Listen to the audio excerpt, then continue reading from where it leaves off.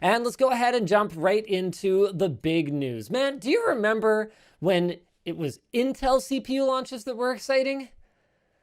Yeah, do you also remember when CPUs weren't like absolute massive chungus? I was actually It's expecting you to say no because it's been a while. oh, well, I mean that's true. It's yeah, it's Do you it's been remember the such a weird flip. remember the 2600K?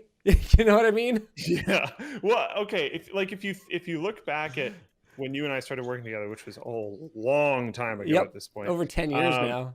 we have flipped from all Intel news to all AMD news, and Basically. it's been such a long time. You'd think that at least some point in there, it would essentially be a time where it was like really notably both. And we had a little bit of that crossover here or there, but it's pretty much just been all Intel news or all AMD news, which Yeah. is really weird Yeah, we're in the AMD era. And this is according to a leak for from sure. Executable Fix, who apparently has a pretty good track record with AMD leaks, that the upcoming AMD AM5 socket will be LGA 1718. Thank So goodness. this will be similar to most Intel and all of AMD's Threadripper processors in that instead of using pins on the bottom of the CPU and then little holes in the socket on the motherboard, it's going to use pads on the CPU and then a land grid array of pins in the motherboard itself. So we've actually got a display capture. This image is from at XUFix. Oops, daisies. That's Oh no. Oh, now I've moved other things. Oh, that's okay. There we go. Oh, geez. Supposedly, this is what AM5 Raphael will look like from the bottom. That's right. You're seeing it here first, unless you follow at XCXCQ Fix on Twitter.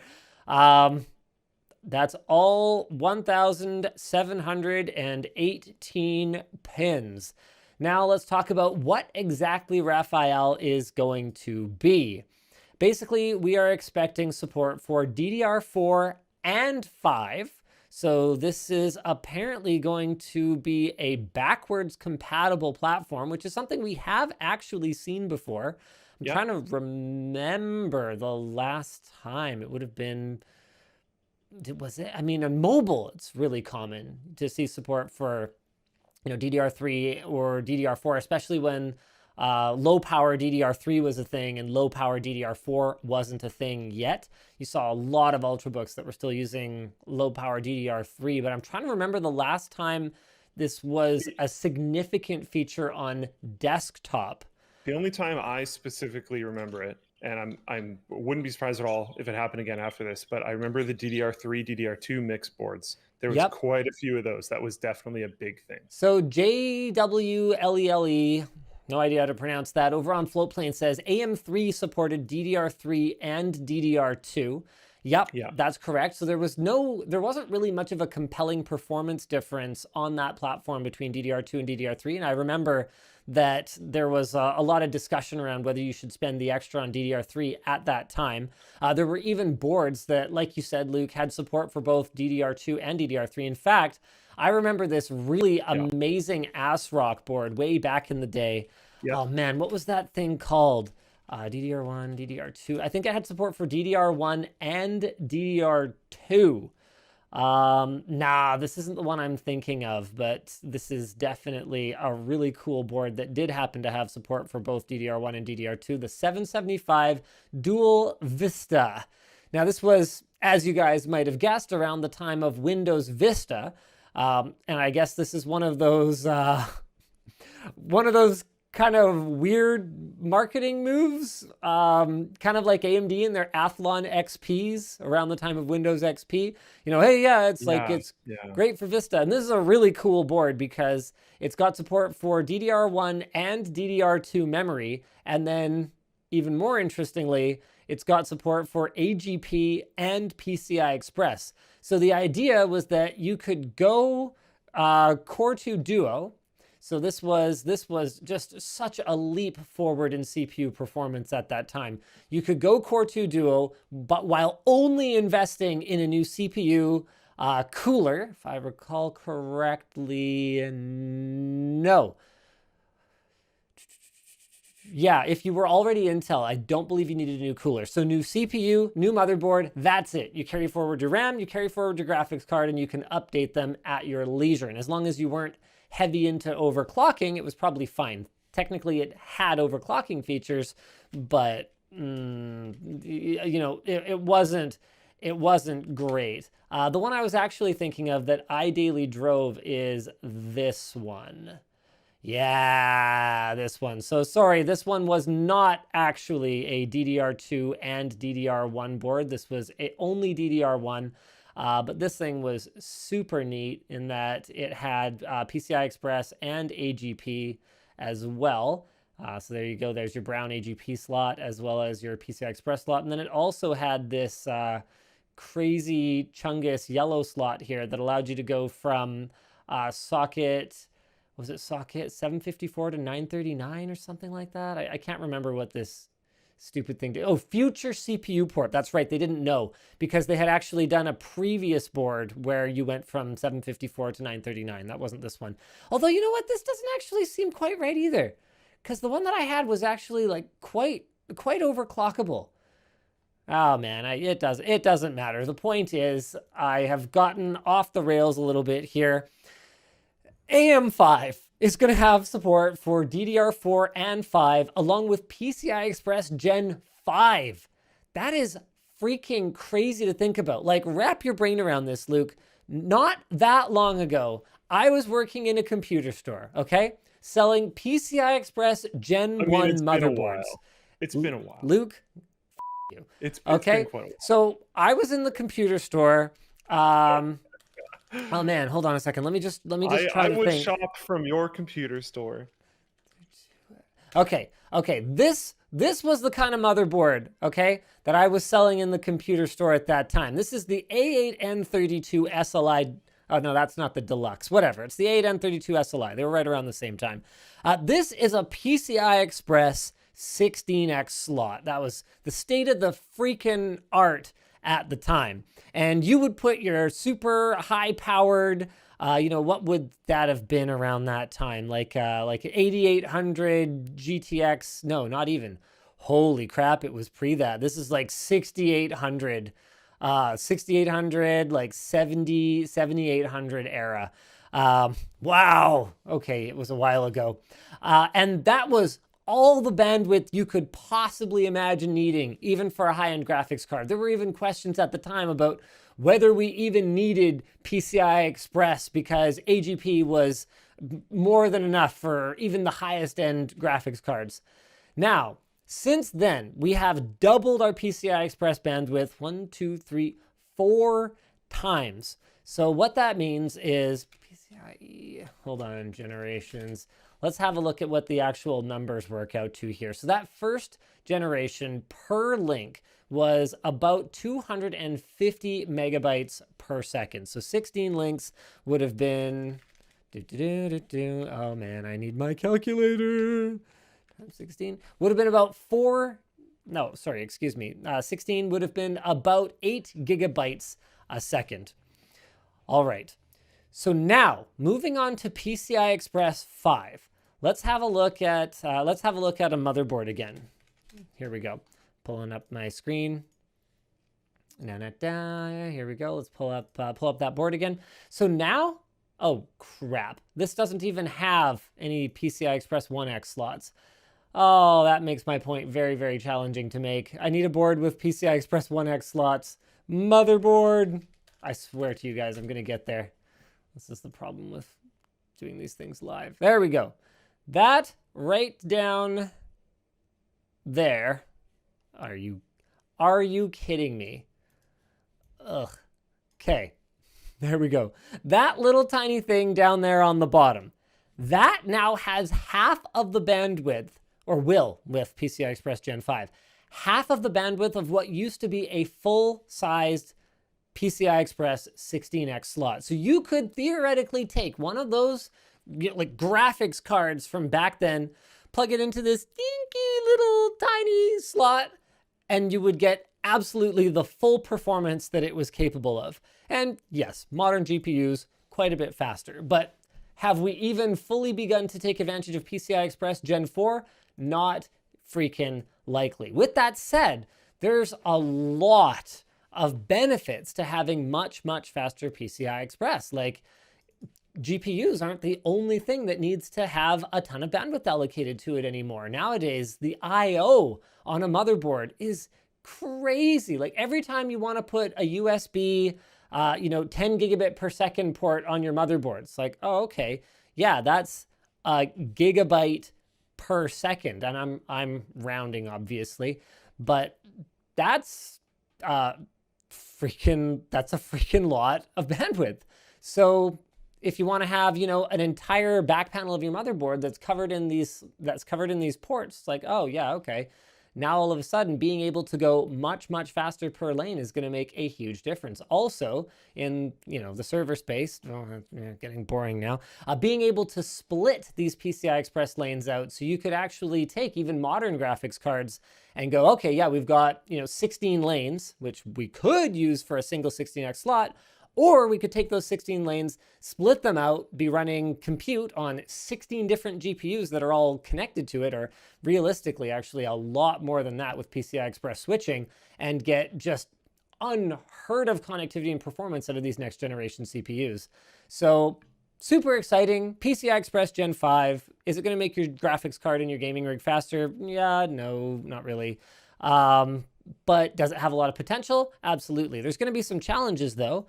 Tom's Hardware spoke with Microchip, which develops PCI Express Gen 5 switches, and the company told them that Gen 5's requirements will be even more arduous for motherboard manufacturers, likely increasing cost even more than what the industry had to absorb in the move to Gen 4, which was pretty significant. There were cases where we even saw motherboards in the server space, not necessarily in the consumer space, where they would have the same basic motherboard, but one of them was Gen 4 capable because it meant much thicker traces, and one of them was, and in some cases, I believe, more PCB layers, and then one that was just Gen 3 capable if you didn't need it. It would just run at a slower speed for the PCI Express lanes, but that would be less expensive. Now, this is interesting. Oh, wait, what the hell is going on? Which is intended until all. Okay, I completely read this wrong. I need to stop doing this show live. Can I rewind, Luke? This is a little embarrassing because AMD apparently is not moving forward with Gen 5 on the upcoming Ryzen platform. It is Intel's Alder Lake that is expected to have PCI Express Gen 5 support. So, yeah. Well, all right, I guess I'm excited for Alder Lake, but also not because it's going to make your GPU any faster. Oh, and another thing it's probably not going to make any faster is your SSD. So the move to Gen 4, even for consumer SSDs, has been mostly a marketing one. So yes, you can actually buy SSDs today that have really gigantic numbers on the box. Like if you buy a Samsung 980 Pro, for example, it's going to have this massive 7 gigabyte per second, number advertised on the outside of the box. But the reality of it is, as drive capacities go up, the only way that manufacturers are able to achieve that in a cost-effective manner is by using NAND flash that stores more and more bits per cell. And when you store more bits per cell, you get more capacity for a given NAND module, but what you're, for a given NAND package, but what you are missing out on is write endurance and in particular, write performance.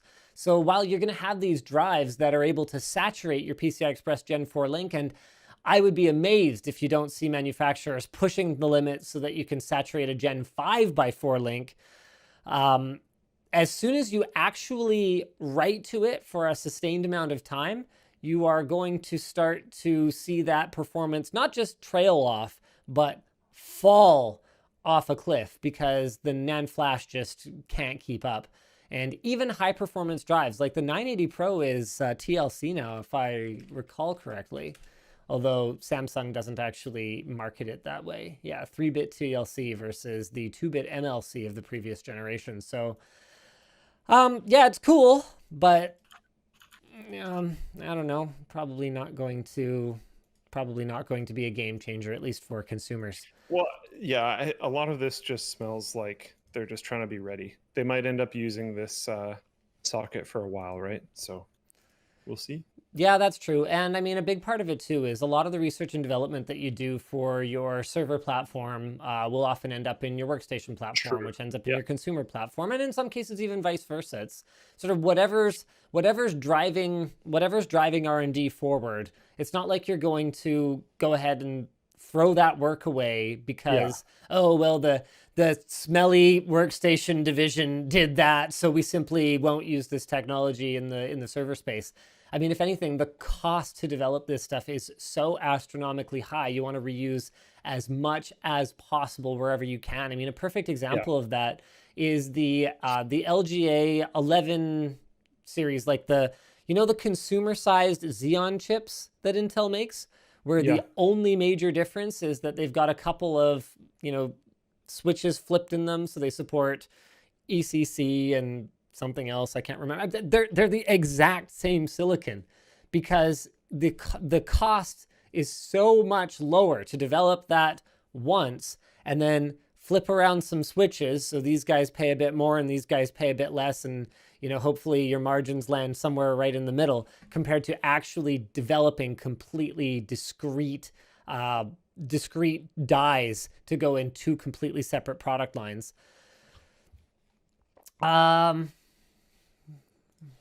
So for those of you not familiar, the move to an LGA rather than a PGA socket is going to have an impact. It means that you'll be less likely to drop a CPU and knock a pin off of it or bend it, which is good. It also Or means have you're... to painstakingly try to repair it. Yeah, that was fun. It means you're less likely to accidentally pull the CPU out of the socket if your thermal compound kind of suctions it on there. But it also means that your motherboard is going to be much, much easier to damage as well. Now, this is interesting. Jake put in this topic and he says, in my experience, it's usually easier to repair pins on a motherboard than a CPU because there's less chance of breaking a pin off and it's less likely they'll get damaged in the first place. That's actually a strong disagree from me. My experience is quite different. I don't have trouble repairing CPU pins compared to repairing motherboard pins because I find the way the motherboard pins work is they're kind of bent in like a Khmer and then like a third thing. They've got like kind of these two bends to them. And the very end is extremely fine. Like it's an extremely thin bit of metal. And so you can actually break the little ball on the end off quite easily if you spend a while trying to kind of bend it back and forth. Now, I've had situations where I've had one joint missing off of the little finger, and I've managed to just wrench what remained kind of out and up high enough to make contact with the pad on the bottom of the CPU. But it's not something that I would prefer, and it's not something that I would recommend. And I also just find all the little bends and stuff a lot more distracting to look at, and it's a lot harder to tell if I've got it aligned perfectly because with a pin, all you have to do is align it in X and Y, right? But in the socket, you have to do X, Y, and Z. You have to make sure you have it at the right height or you're not going to have enough pressure once the CPU is secured into the socket by the hold down clip. So I can't say I've shared Jake's experience, but that doesn't invalidate his experience. All it means is that your mileage may vary. I was going to say, I especially to try to defend Jake here, I think from his experience, he's probably mostly dealt with just like lightly smushed socket pins. Right. And in those situations, it's pretty easy to fix. Yes. But having dealt with a lot of damaged CPUs in my time, it's also been pretty easy to do the old like just run the credit card down the lane thing. Yeah. And it just or whatever type of thin material you have that's solid, just run it in between a few times and everything will kind of straighten up nicely. And those are usually the problems that you have with CPU pins. We don't usually run into the situation we did where an entire pin is just off. What I have mostly seen is things are just bent a bit because it was like improperly stored or whatever. You kind of bend them back pretty easily. So, and don't forget about the classic mechanical pencil trick with pins on the bottom of a CPU. So you just slide that puppy on there, straighten it out, and boom. I really don't find it that challenging. Yeah, there's a lot of like pretty simple tricks with CPU pins. I still like the idea of LGA, but yeah, I don't know. Experience may differ.